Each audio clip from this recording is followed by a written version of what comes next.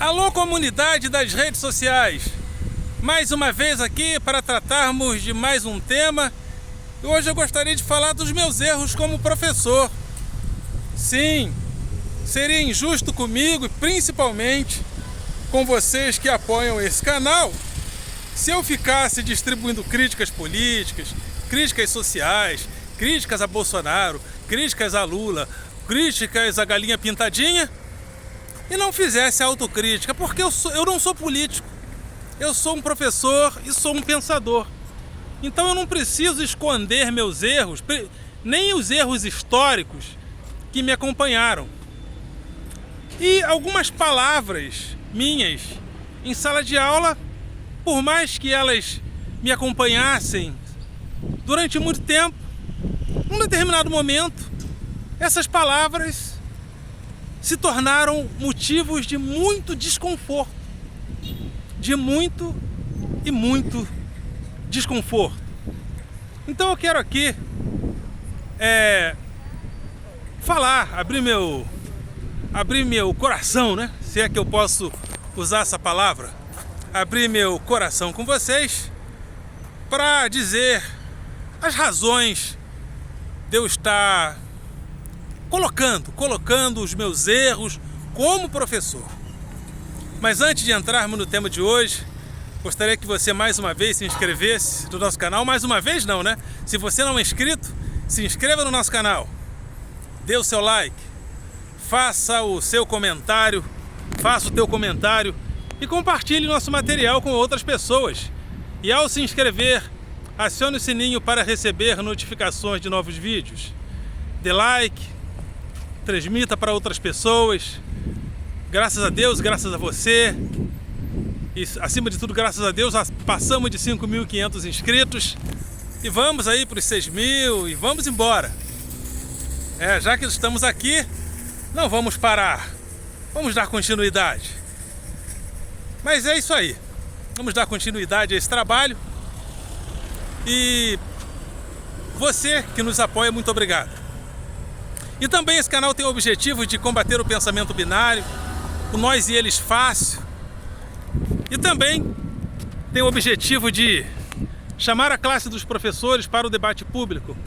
Vivemos um momento desfavorável a nós e nós precisamos tornar pública as nossas dificuldades. Hoje em dia somos muito... estamos sendo olhados com um olhar de suspeita. Somos como qualquer pessoa. Erramos e acertamos. E em relação a nós, professores, a média do nosso comportamento moral e ético, inclusive, é muito boa. Mas estamos vivendo um momento onde nós temos sido considerados como os principais inimigos da nação e as pessoas estão refletindo isso. De uma certa forma, as gestões públicas refletem isso também, direta ou indiretamente. As coisas para nós são bem mais desfavoráveis. Há uma valorização social ainda muito precária da nossa profissão e é importante que o professor se pronuncie publicamente também através desses canais digitais que nós temos. Então vamos que vamos. Professor, vem comigo, não me deixe sozinho no YouTube, né? Eu estou aqui, inclusive, para elogiar essa grande comunidade chamada comunidade escolar, que muitas das vezes também, nas reivindicações que fazem a nós, ela está certa. Aliás, diante das últimas dificuldades, eu mudei meu conceito, inclusive, sobre a SEDUC. A SEDUC, que eu achava que não fosse nada organizada. Não, o tratamento em relação à comunidade escolar, a pais e a alunos e a alunas é muito bom. Eu quero rever aqui meu conceito, inclusive, em relação à própria Secretaria de Educação. Então, vamos lá. Algumas palavras que nós usamos em sala de aula é uma coisa. As palavras que usamos nas nossas redes sociais, é outra. Sala de aula não é rede social. E eu confesso que estava levando palavras daqui para lá e de lá para cá sem um critério de separação. Não. Sala de aula é um lugar público.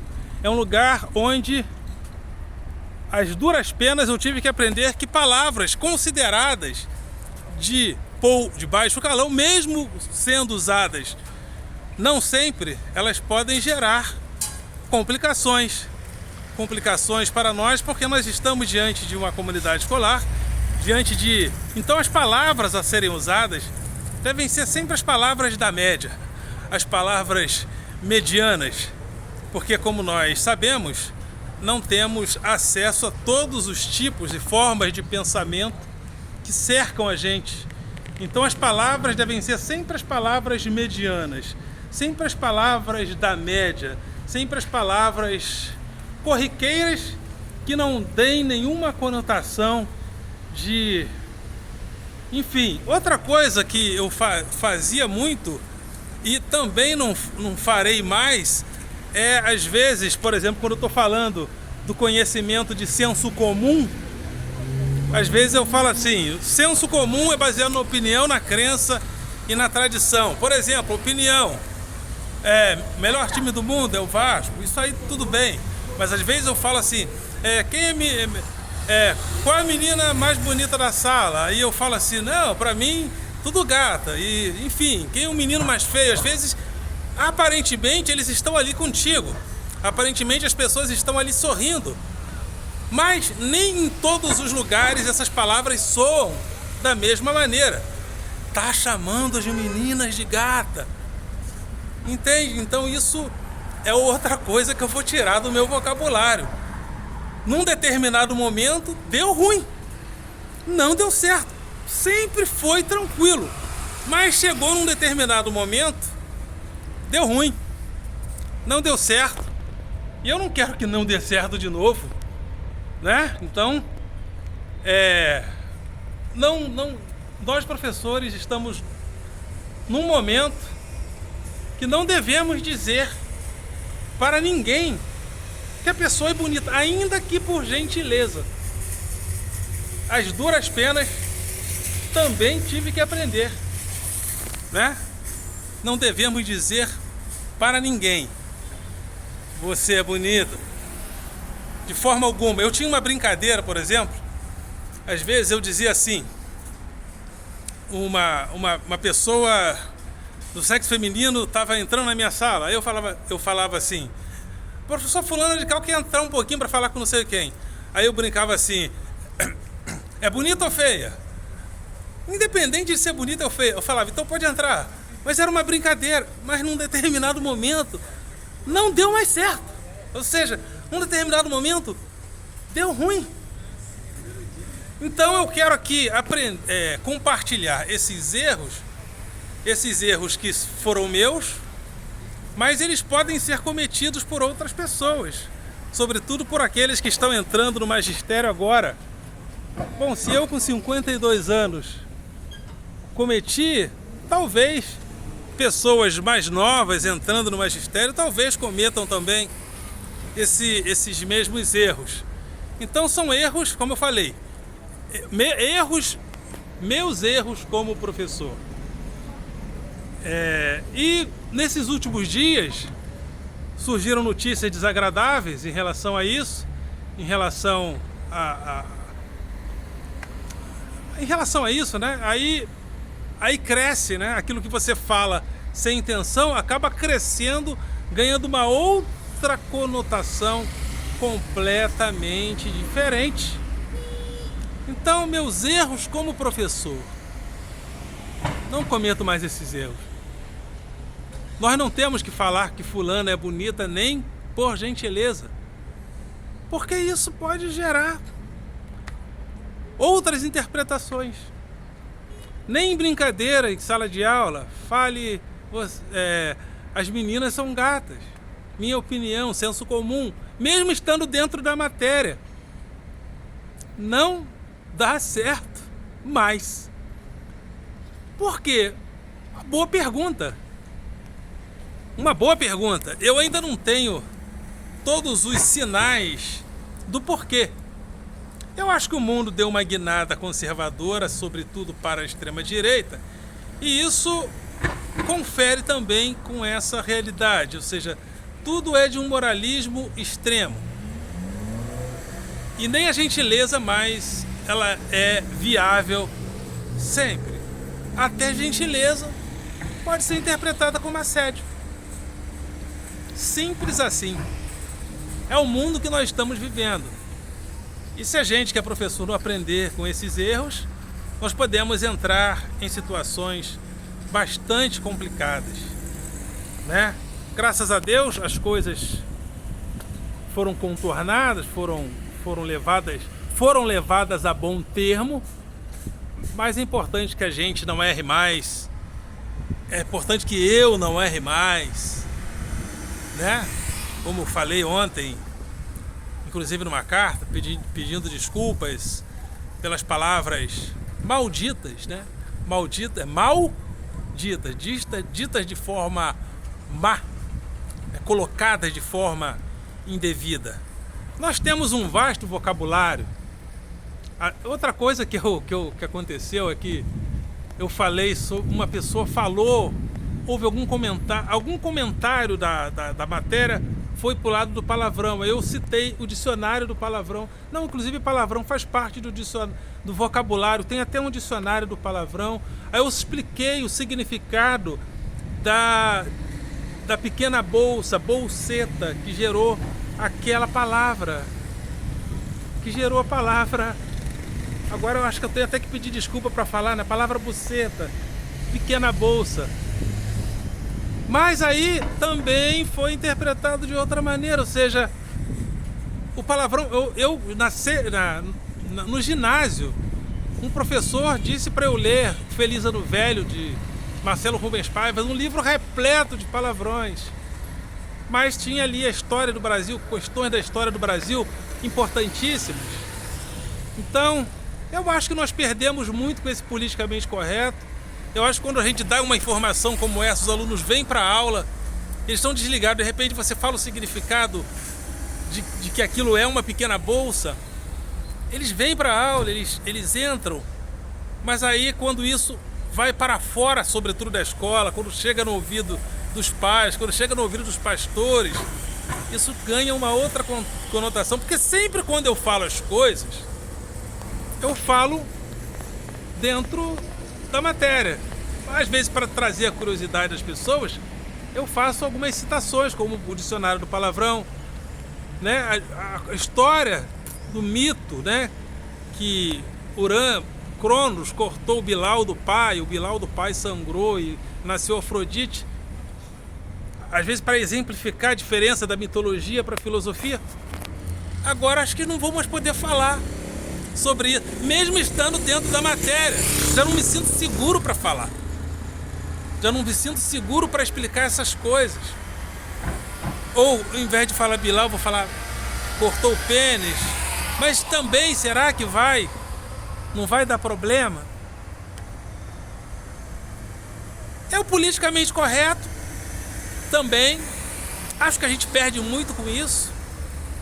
Eu tenho que toda hora ficar eu tô me sentindo mais preso, mais triste até, dando aula, menos solto. Talvez estava me soltando demais, isso é importante também. Mas até que ponto o politicamente correto também não tira a atenção, porque nós vivemos numa sociedade que lê muito pouco. As pessoas elas não vão ouvir uma aula de filosofia apenas nos conceitos, sem se cansar um pouco por causa de coisas que a gente sabe do nosso nível de formação média. Então, às vezes, citar uma coisa que suscite curiosidade, mesmo que seja muito exótica, como a pequena bolsa, a bolseta, talvez isso também não. Né? Foucault escreveu sobre a história da sexualidade. E a história da sexualidade, às vezes, dependendo do assunto, eu citava um elemento. Mas agora também eu não vou mais ficar citando, porque se as pessoas não querem ouvir, eu vou ficar forçando a barra. Se as pessoas não querem ouvir o que eu tô falando, mesmo sendo informação, eu vou ficar falando para me complicar? Não. Então, feijão com arroz, bastante disciplina no quadro, como eu tô fazendo. Eu gosto de dialogar bastante, mas aí agora estou dialogando menos, porque se alguém chegar e ver pouca coisa no caderno, ainda vai dizer que você não dá matéria. Mesmo você dialogando, vai chegar alguém e vai falar: cadê a matéria? Tem que estar no caderno. Uma vez um diretor falou: olha, professor, faça a chamada de você. Isso é mais importante que a sua aula. É mais ou menos isso. É a supremacia da gestão sobre o pedagógico. Eu até estou me surpreendendo com a SEDUC. Eu achava que era bagunçado, mas não é não. Muito pelo contrário, da parte burocrática eles fazem tudo muito bem. Tudo muito bem feito, é para funcionar daquela maneira. Mas eu penso, como professor, que o pedagógico deve superar sobre a gestão. A gestão deve ser para o pedagógico. Mas aí você tem que valorizar socialmente o magistério, né? Tem que valorizar socialmente o magistério para que o pedagógico se torne mais importante, para que o pedagógico seja o foco. O pedagógico, o que ocorre é que a gestão é o foco. O pedagógico é o foco, mas não é o primeiro foco, e sim os resultados, às vezes até fabricados pela gestão, mas não porque a gestão esteja bagunçada. A gestão, a SEDUC funciona maravilhosamente bem. Mas esse maravilhosamente bem pode ser questionado por nós, filósofos pensadores. Ela funciona muito bem, é uma excelência até. Está me surpreendendo muito, uma excelência na parte administrativa. Mas e o pedagógico? É o foco principal? Muita gente acha que não, e eu também acho que não. Mas estamos aqui para discutir nossos problemas, falar sobre as nossas questões. É importante. Eu estou aqui para isso, né? Não é minha missão, é meu trabalho. Eu não gosto de ser negócio de missão, não, né? A sua missão, não. É meu trabalho também fazer isso. Ok, galera? Vocês são do coração.